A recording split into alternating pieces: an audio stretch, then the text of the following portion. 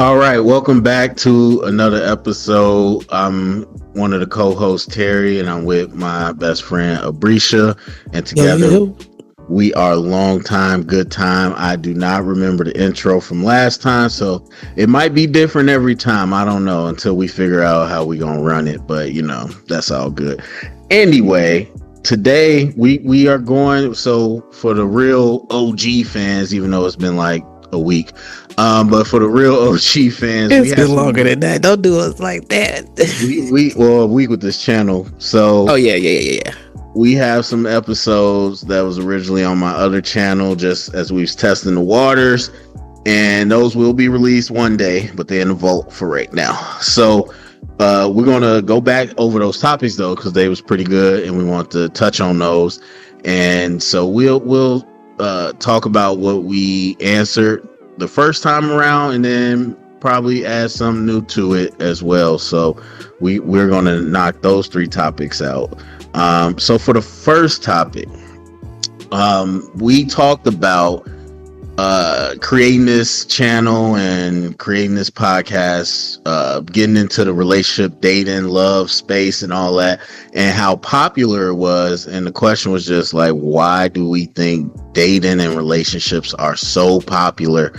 We mentioned Kevin Samuels. We mentioned the Steve Harvey book he put out, I think was one of the original things that kicked this thing off, and all types of stuff. It's all out here. Everybody's going viral for their takes on dating and relationships. So that's the first question. Brisha, do you want to kick it off? You want me to kick it off? What you think? Or actually, could you just, if you remember, talk a little bit about what you said the first time? For the red flags and the compromise. No, why people are into relationships so much. Yeah, I believe my original statements, and I stand by it. Okay, is just that humans are communal. We are people. We are beings that operate in community. So we don't do well when we're trying to be by ourselves. I mean, look at most of society now. We're in a loneliness epidemic. A suicidal rate has never been higher. People do better when they have somebody to mirror or reflect on, or to, bounce ideas off of, share stories with, work through trauma with, work through love, nurturing, and all those different things. So I think that we're always going to crave love, relationships, whether they be friends or partners, because we are just communal beings. Yeah, I originally kind of mentioned just how psychologically, maybe, but also just society wise, we're brought up in family and familial units. And once you reach a certain age, that's just kind of what you taught to, build the next family, move on to the next family unit, or expand that, whatever that might look like. And like you said, community and everything. But I also would think, or I would also say, I've been thinking about this since, and I really feel like a lot of people validate themselves through relationships. And again, that's not to say everybody, but I think a lot of people find either validation or self-worth in those titles of being a husband, being a wife, being a mom, being a dad, Yeah, whatever. yeah. All that enculturation, yeah. People Yeah, literally, hey, when are you going to get married? How many times do people hear that, when you're single and stuff? So, yeah. right. You definitely hear it from the people around you and what you see on TV and everything, and it goes back to Maslow's hierarchy of needs. I talk about a lot, where you want to get those base needs. You want to get food, shelter, feel safe and all that. But then you want to start looking for self-fulfillment down the road. And people create self-fulfillment in different ways. Again, it could be through your own research. It could be what you was taught. It could be religion. It could be all these different things. But I just really feel like a lot of people, that is kind of how they measure their self-fulfillment. They want to feel valuable. They want to be seen as useful.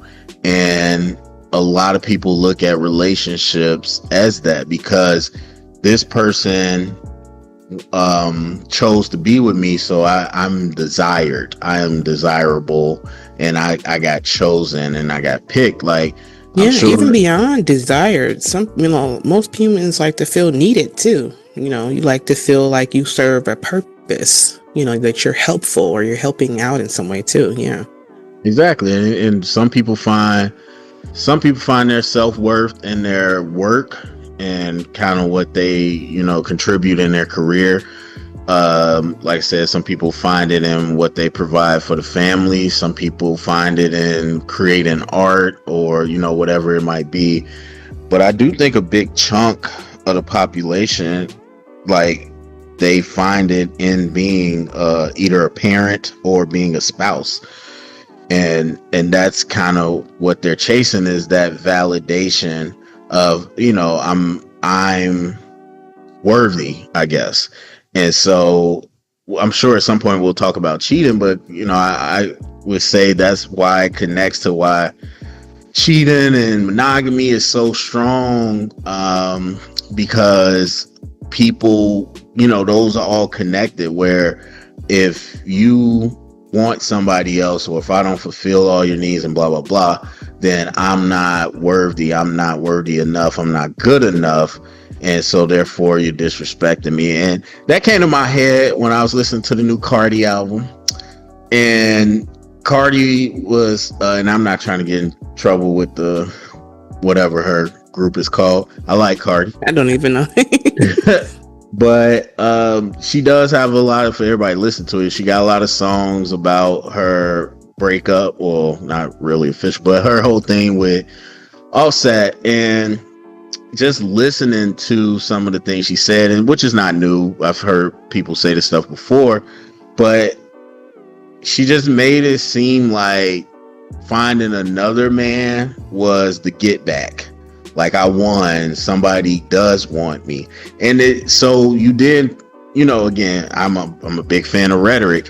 When you look at what you're actually saying when you think that way, is that this isn't about love or the connection or whatever. This is about me being validated through you wanting me. And because you cheated, that means you don't want me. So that was you disrespecting me or trying to make me feel bad. But now I got somebody that does want me. So joke's on you. I am worthy. Even though the cheating has nothing to do with you being worthy or not. But that's the way she took it. And I've heard a lot of people are similar. Yeah, it's very common. That way. Mm-hmm. So yeah, that was kind of my new epiphany. But yeah, either way. And so that is why I think, these topics become so popular, because yes, people are chasing, for whatever their reasons are, they are chasing these relationships. And I think that's why the content has become so popular. Any other thoughts on that, homie? I mean, you done said it all. Yeah, that's pretty much, yeah. We're in agreement there. All right. So another thing we talked about were stereotypes of the different genders. So I know I'm not gonna dig deep into it, but one of the stereotypes that I mentioned is that in my experience, to qualify it, I've seen that women are much more concerned with emotional connection when it comes to getting down and dirty than men. That's not absolute, but that's just been my experience. What stereotype did you mention last time? I think I mentioned that men are not as detail oriented as women, and so it kind of rears itself when we are doing activities like even down to grocery shopping, send you to the store for something, bring something completely different back. So we have the joke where women have to send their man to the store with pictures of each item so they get the right. Those little silly things, Yeah. But yeah. Do you have any other ones? Any that you would add to that list? Really, I cannot because, as we said in our first episode, as these things go on, you'll learn more and more about us. I've not dated that many people before I got married. So I have limited sources to, personal experience with certain things. Not really. So, no. That was a common one, though. That one for sure. All right. I do, and I don't remember if I said this last time, but I do. I could say I've definitely seen that as well as far as the detail. But another one. Well, just because I forced myself to think of another one, I originally was joking, like I don't know if it was Chris Rock's joke or whoever, but the women be shopping. And I thought about it and I was like, I still say that to this day. But I was like, low key, that is kind of true. Like, well, not true, but in my experience, it's been true. And I think about like whenever I hear retail therapy and people like, oh, I, I'm gonna go do some shopping, just like even if it's not to buy something, even if it's like I'm just going to look around, knowing I'm not gonna buy something, but I want to be out. I'm like, I actually think that applies to both, but it's defined differently. So I think that women love we love a good trinket shopping, meaning we shop small things many times. A little of this, a little of that, a little of this, a little of that. And then, but I feel like men and women's shopping habits is even in like money, because men may not shop as much for small things here and there, but when they do purchase stuff, it's like a $500 something. It's a sound system, it's a propane grill, it's a riding lawnmower. That's crazy. You know what I'm saying? So like, yeah, they're not doing like the, in the store every day getting little small candles and stuff like that. But I feel like, retail therapy, that y'all be trying to do big when y'all do y'all's. Y'all don't shop at all, and then all of a sudden, babe, I bought a new car. What? Where does Corvette come from? What you mean? Yeah, I meant to say like with online shopping, oh yeah, for sure, that changed. That's our bag. Well, I was gonna say that changed everybody's like overall shopping tendencies, but like especially when I think about, like I said, more either going out to shop or just specifically I'm doing this just to help me feel better. Like in my experience, I am more likely to hear that from a woman than a man again. But I also think that there's some layers to that. So let's just discuss that. I feel like women also shop more, not because women just love to shop, but women are usually tasked to shop for other people. So usually it's the mom shopping clothes for kids, or usually it's the daughters helping out with elderly parents, or it's usually, women get tasked, society-wise, with a lot of things where we're constantly shopping for others. I know a lot of women who literally, their husbands have to call them to say, babe, what's my pants size? I don't remember what size pants I wear. She's shopping for everybody. So I don't think it's necessarily, I think we need to at least note that women usually shop for more than just themselves. Yeah, we kind of, that's how the relationship starts. And then when you put in convenience like Amazon or online shopping, yeah, you get a little crazy. Yeah, no, I try not to put my 50,000 disclaimers out there, but that is the type of energy we want on this podcast. So I definitely said it in the original episode, but like when we talk about stereotypes come from somewhere. They're social constructs. We're not making statements about anything biological or anything like that. So and that's why I enjoy this discussion, because I thought about that, like, again, tracing back to the root. And you think about, just like you were saying, first of all, you think about the 1950s, the stay-at-home mom, like, the white picket fence, the house, the American dream. And around that time where they started having department stores and TV and commercials, and all that marketing was to the original woman. Sears catalog. Yeah, You it could, was it was all aimed at the woman of the house, because that's who was doing the shopping, and that's who they brought the money home to the wife, and she took care of the money, and she did all. So now you're talking. Ding, ding, ding, ding, ding. yeah, I Women used to mean, be the whole family bookkeeping. You held the books together. So and that so was the thing. it's definitely fully social. Like, I'm not trying to say that women do that, but that's No, it's not that we, no one does one thing or the other, but we have to acknowledge, the gender norms that have passed on to society that we operate even in still today. Yeah, and that's It why is what it is. I think it's good to break those things down. But yeah, that was so funny, because I was like, what stereotypes that I know off the top of my head about women? The Chris Rock joke, and I was like, oh, actually, that is something to explore. Okay, all right, so we'll move on to another topic. Abrisha hopefully gonna contribute to this. I'm just playing. What you trying to say? What's the question, man? No, I'm just playing. So we did talk about red flags, and I don't want to necessarily rehash exactly a red flag versus a compromise. But are there any other red flags, or any red flags that you think of top of your head that for you For me, really set an alarm off in your head? So I am a like presentation person. I get it from my mom. We do love a good aesthetic.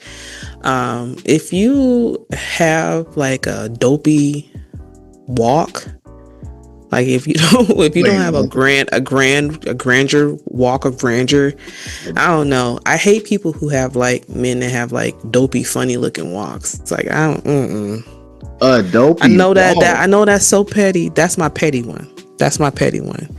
If you have a funny looking walk, I'm like, okay. Immediate no. I know it sounds weird. That's my petty one. What makes your walk dopey? You be surprised. Have you not seen some of the foolishness that's walking around here? I'm trying to get the people a visual. Can you tell us somebody who has a dopey like if walk? you have like a overly bouncy walk where you just look unstable, where you just like where your body sways a little, like your equilibrium looks off. That drives me insane. Because why you gotta sway in 180 degrees just to walk? Like, stand up, go move forward. What's all of this? So I don't like people like overly bouncy, overly sway looking walks. Like, oh, all right. What's your other red flag? I'm trying to say you from the comment. they like I said, that's my petty one. Everybody has them. Some people like teeth. Some people like random things. Like, that's my petty one. Okay. My like more conscientious one is like, I do not like partners that feel like they have to constantly check in. Yes, I love you. Yes, I will check in with you. But for me and what I know of society, if somebody wants to know where you are 24/7, 7 days a week, they trying to learn your schedule so they can get away with some shit they ain't got no business doing. Did y'all hear me? Okay. Yeah, so sis, no freedom of movement, bro. sis, bro. Did y'all hear me? No. I don't like people who, I don't like the constant check-in person. Where you at? Where you been? Where you going? Who you with? Who you been? Where your friend? But it's 2025. You sharing your location? No, I mean I can, but no, I don't think it's necessary. I won't say that I won't. I don't think it's necessary. Or like I said, these are things that just should be desired for you and your partner to just Yeah. you naturally want to do. It's the forcible nature of it is what I'm trying to say. Yeah. I'm not saying that you're not supposed to check in with your partners or that you can't share locations and stuff, but that needs to be like a mutual thing that you're like, yeah, me and my husband, or me and my partner, yeah, we share, blah blah blah. It doesn't need to be like, I need you to have it on where you at. My biggest pet peeve growing up was being around women who were like that. Like, it literally used to make me grind my teeth hearing like aunts or cousins be like, where the fuck you at?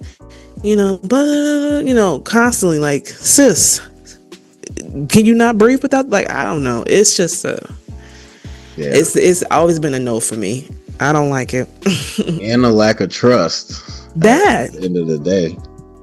That I know people who got trust issues and them and a partner work at the same place. You see this person 24/7 and you still like, what you doing?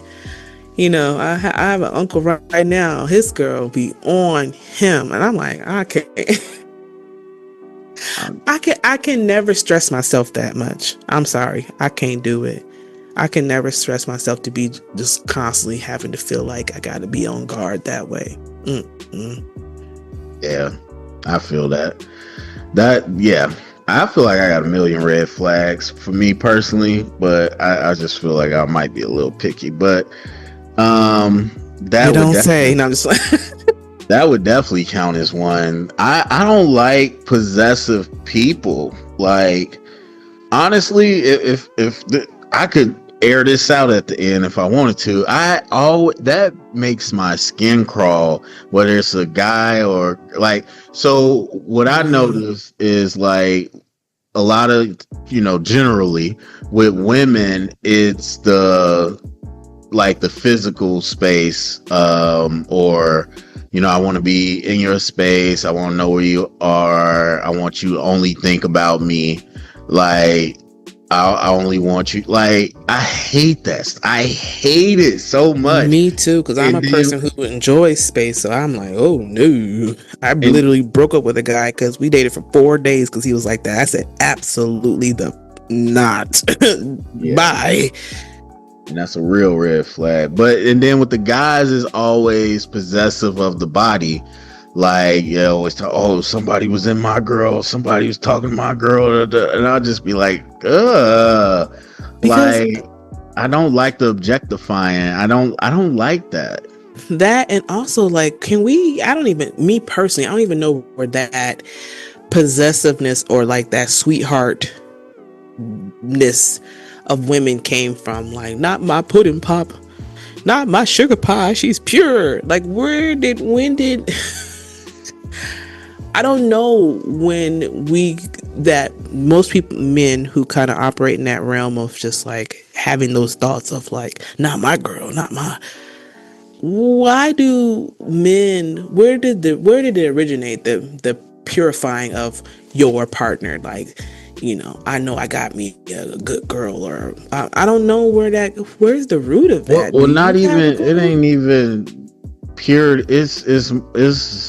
It's objectifying. It's like, oh no, and another man didn't open the door for my girl, or whatever it is. Like, whenever you hear these conversations about cheating, like, I hate to do it again for the third time, but Cardi's perfect example.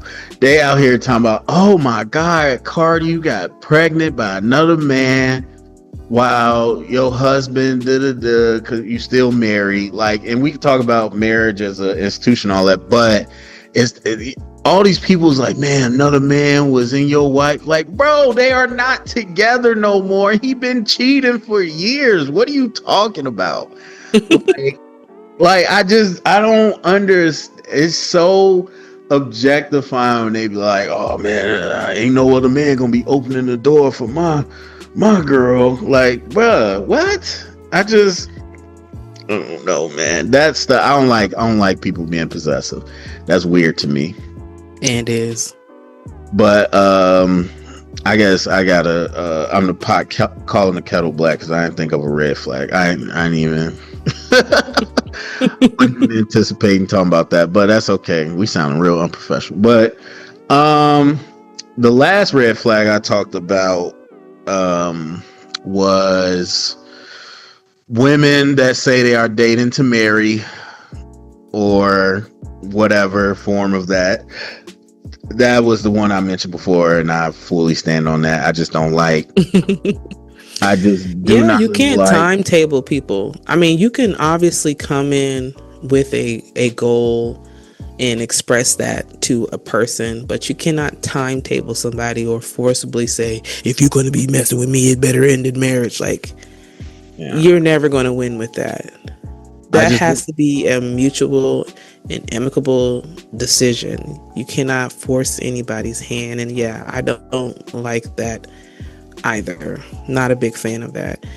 You can go in with that as a goal. Hey, I'm a woman of a certain age, or I have a certain thing in my life that this is what I'm working towards. But to put it specifically on a potential suitor from the jump, that person don't even know if they like you or not yet. You on the first date talking about something. Well, I'm dating to marry.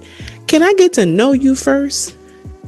You yeah. know, I don't even think people court anymore. People be coming in on first, second dates talking about this type of stuff. Court to see if the person's even compatible with you. Then after you figured out the compatibility thing, okay, we on to something now. We moving, we grew, we figured we got something going on. Then you start to do your actual dating. Then you can move into that type of conversation. But yeah, coming in hot like that, I'm not a fan of it either.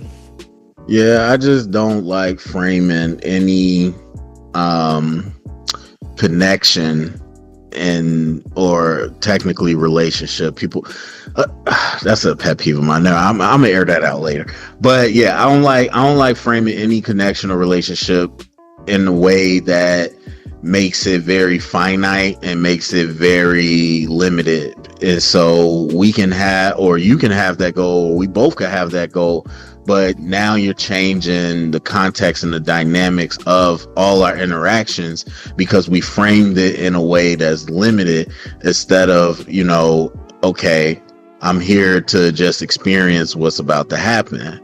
And Or so, if you have that type of mindset, don't go through this channel of partnering. You don't have that, and that's another thing people don't realize, that there's other ways to partner other than just dating and stuff like that. If you so dead set on that marriage is a thing, go get an arranged marriage. That's possible.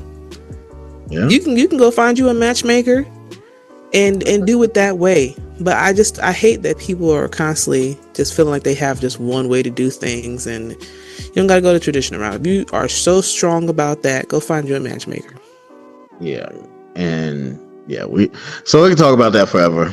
But that's just one of my red flags for me personally because it's just not I don't work well with that. That's not the vibe I'm on. And that's okay. Like people, and I will say it's cool that for the most part that you put that out there because you essentially are trying to deter any pursuits from people that aren't like-minded. And okay, and that's kind of how I take it. That's a red flag. I'm moving on. But so I'm not knocking you for feeling that way or wanting to be that way. I'm just saying for me that doesn't match up. And so I would not would not get down with anybody that was on that type of time. All right. So lastly, let's talk about the biggest mistakes that we see, or not mistakes. We'll just stick to one right now.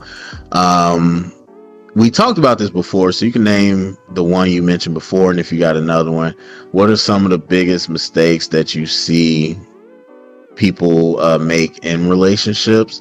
For me, the Mm-hmm. last time I mentioned people get into relationships without fully knowing themselves or working on themselves.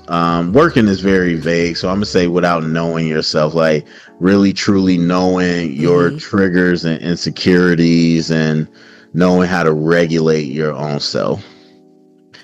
And I touched on the lack of communication or understanding each other's communication style. I talked about that if you want something, say it, communicate.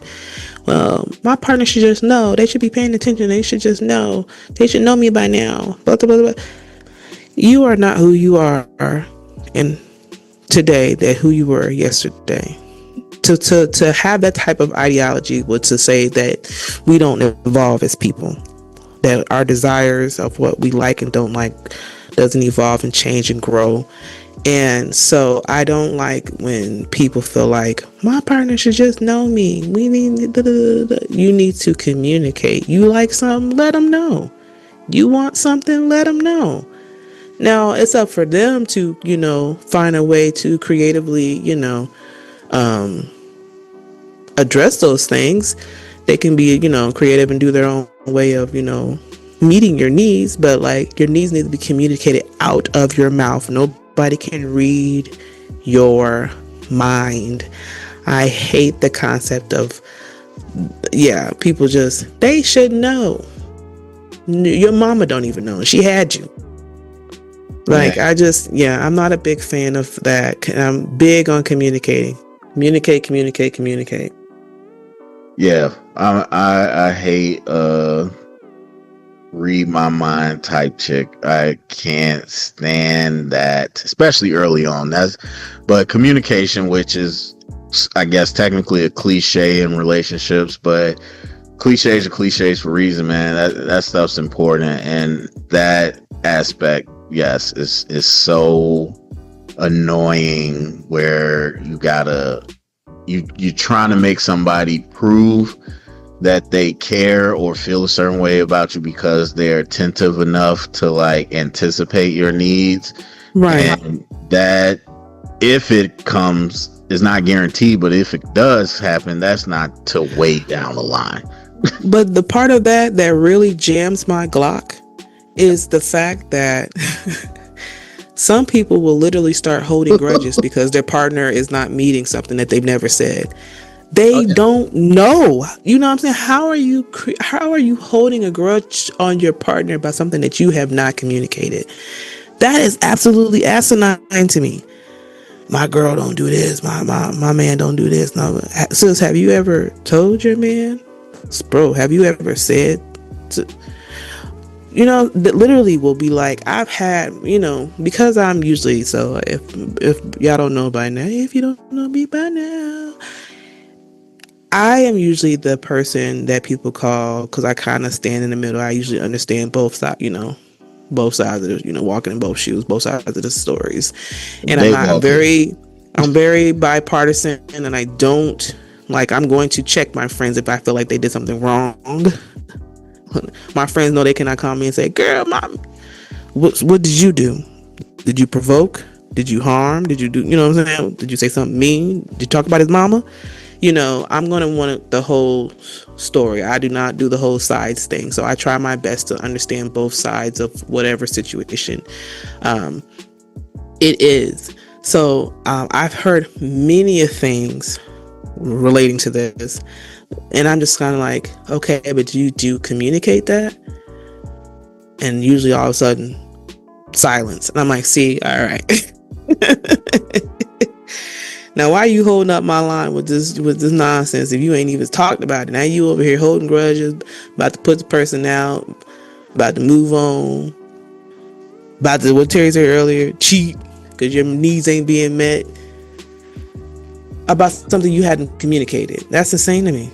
You guys got to stop. Yeah. Man, you're making me think of a lot.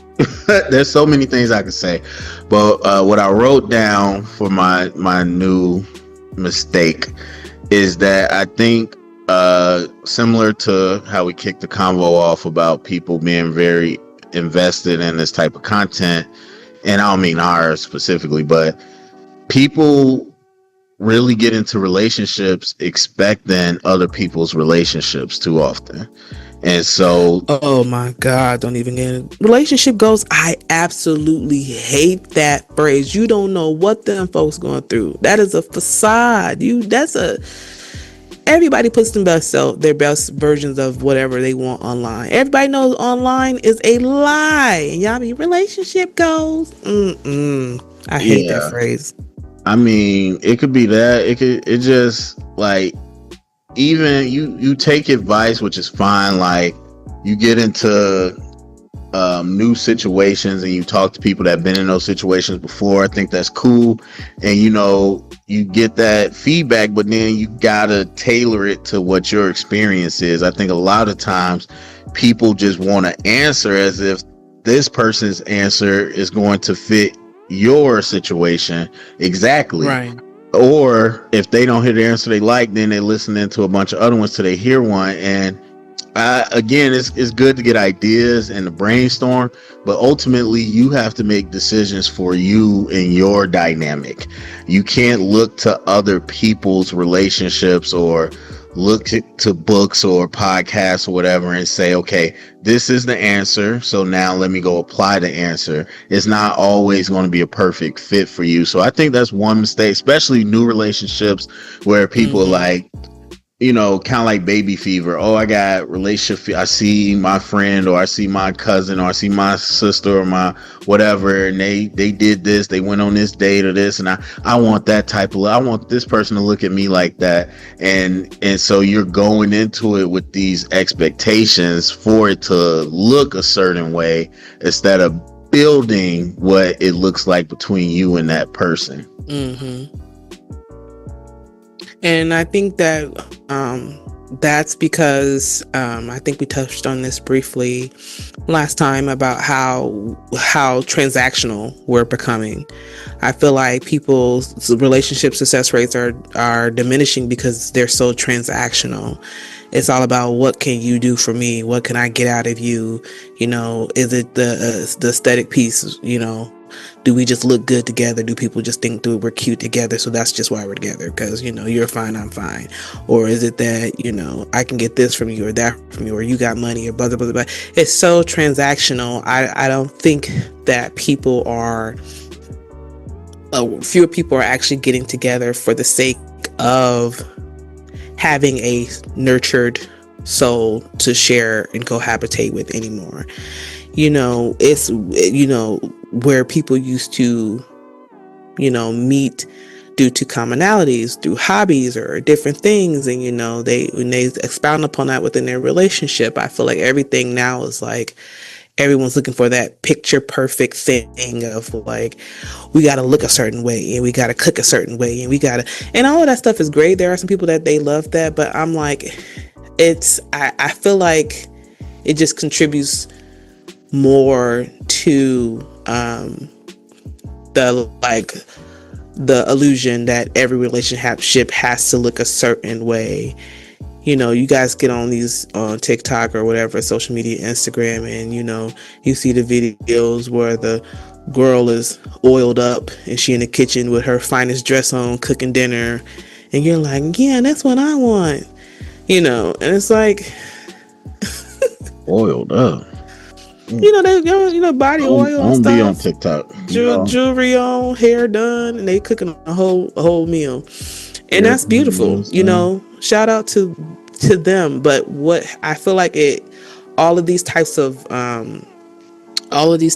videos, kind of similar in that realm, creates or helps the delusion of like, my relationship has got to be X, Y, and Z. So there are so many people. So there'll be so many people in their comments that say, "Oh, I want this type of love. I want this type of love. I want this type of relationship." Blah, blah, blah, blah, blah, blah. They'll say that so quickly, and most of them can't cook. You know what I'm saying? That's the most important part of that video. I want. They have basically what I'm trying to say. They have all these desires, like you said.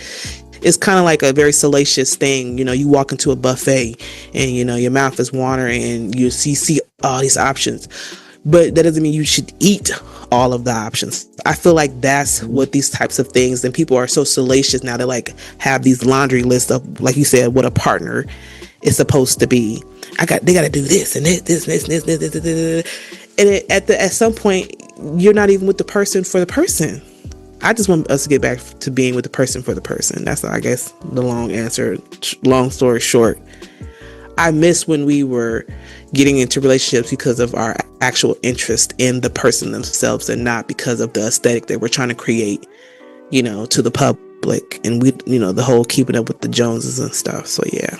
Yeah, I think social media supercharged unrealistic beauty standards, relationship standards, all types of expectations.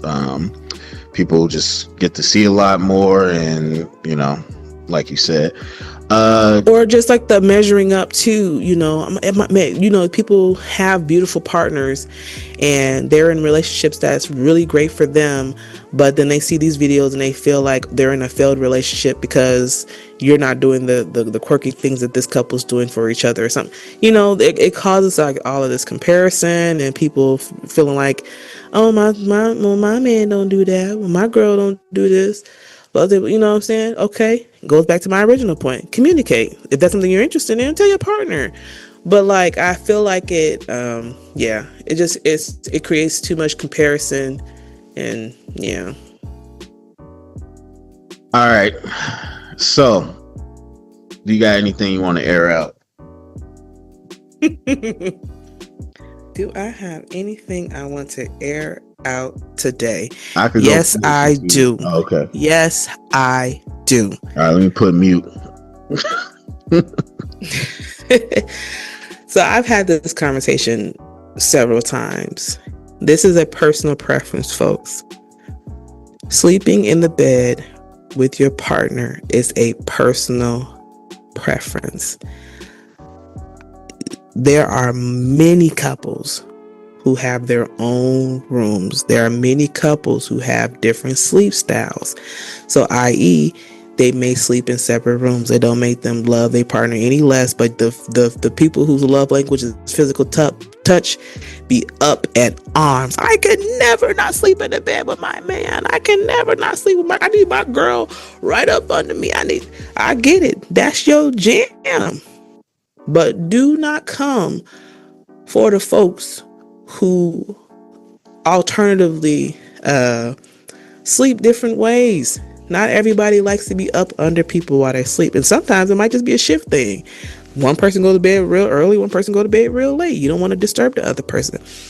But I just also want to acknowledge that for most of human time, for the most part, people slept in their own room. This is not something that's new.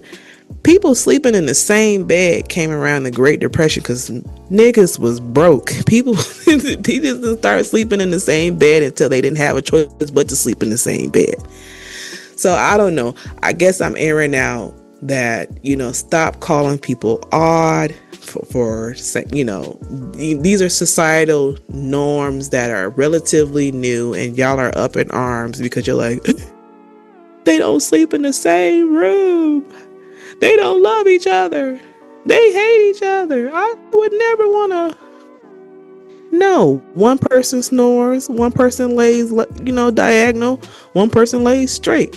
One person moves a lot. One person don't. One person goes to bed at 8 p.m. One person goes to bed at 2 a.m. It's a respect thing. So I just get, I don't know.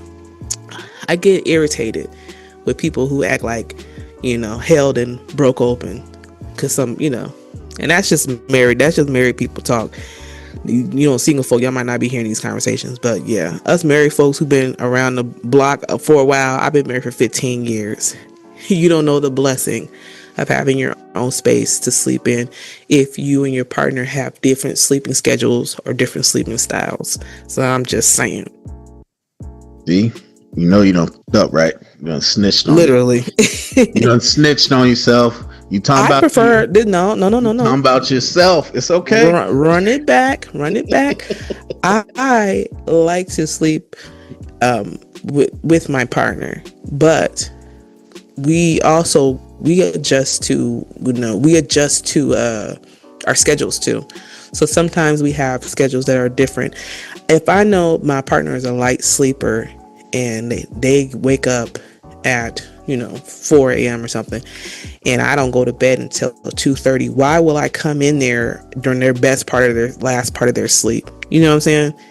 Out of respect and knowing you in your rim, I want you to be rested. So I'm not gonna go in there, come in there, moving around, rolling around, trying to get comfortable and wake you up and mess up your, you know what I'm saying? It's a respect thing. But I just remember having this conversation with another married woman, and she exploded.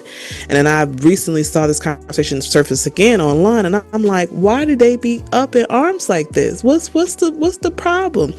It was I wish I could remember which celebrity was on Sherry Shepherd's show saying this, and the comments were, wow, it was a really recent episode. I wish I could remember who was on, and they were just feral. He's probably cheating and blah blah blah blah. I would never try. How can you do that? I said, oh my God, it's not that serious. For me, it's not that serious. But they were, yeah. I said, oh, yeah, yeah, that's classic. Couples always gonna stay in other couples' business. People gonna stay in couples' business. But yeah, different strokes for different folks. Yeah, I ain't gonna touch on that. I ain't married, but I could touch on that. But all I'm gonna say is, for those that watch How I Met Your Mother, we all know the episode with Marshall and Lily got 2 different beds. You know how that go. So anyway, all right, let me air out. Breach done aired the whole room out. I'm sorry. No, you good. You got to say what you feel sometimes. Let me just air this out. This popped into my head when we was having this convo earlier. People, I'm gonna need y'all to use dictionaries and all those encyclopedic, whatever you need, a little more thesaurus, something. A relationship. Almanac. A relationship is a dynamic between 2 or more people. It doesn't mean romantic. I can't stand when I'm talking like, oh yeah, man, that was my guy, but our relationship whoa, relationship. What you mean, brother? Y'all was dating? What? So slow. Please talk about it, because irritating. Oh, yeah, man. No, I knew that, girl. We had a cool, our relationship wasn't the same after, whoa, who is this? Who is this hoe? What you mean relationship? What you mean friendship? Girl, bruh, a relationship is how, it's an overarching term. It can literally describe friendships. You and your child. It could be your parents. It could be your friends. It could be your partner. And I wish I could get on who we gonna do today. I wish I could get on Jimmy Kimmel's internet and say that I have not met someone dumb enough to say that about a family member, but I have. Man, a relationship with my mom. Whoa, relationship? You like your moms? What? Bruh, I need y'all to read more. I need y'all to read more.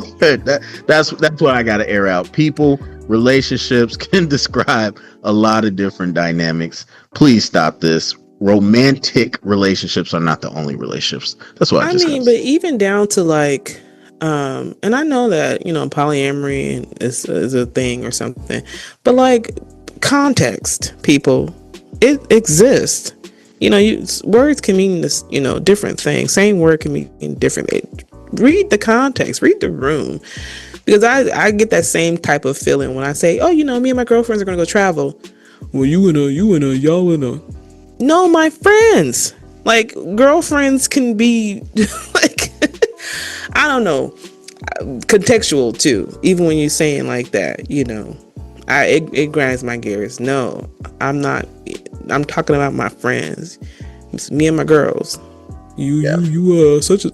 Read the room, read the context. I'm with you on that one.